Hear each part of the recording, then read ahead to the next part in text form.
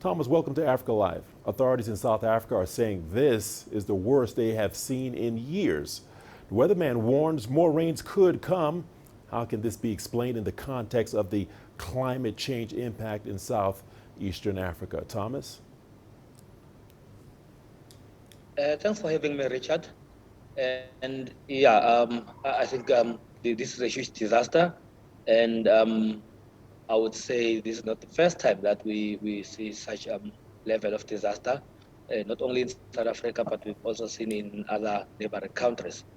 And Richard, I would say to the listeners, I would be concerned if our government is going to say this is the worst climate change disaster they've seen, because I think we've been campaigning and telling not only our government, but governments in other world, in other countries that we need to begin to deal with climate change. We need to ensure that our systems are in a position to be resilient when we begin to see the impacts of climate change.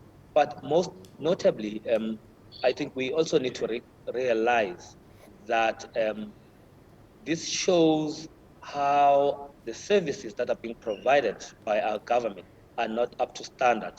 And this also indicates how government is failing people when it comes to housing and access to basic services. So if you look into the level of infrastructure that has been destroyed, the roads, the schools, the clinics, then you need to ask yourself of the quality of service that was provided when such infrastructure was developed. But we also need to be mindful of the fact that there are still millions and millions of people who are living in informal settlements.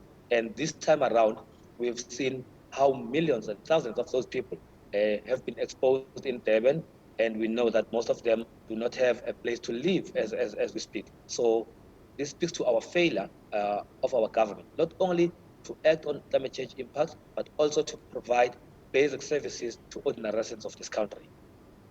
All right. Thomas Mnguni, thank you so much for sharing your perspective. Much appreciated.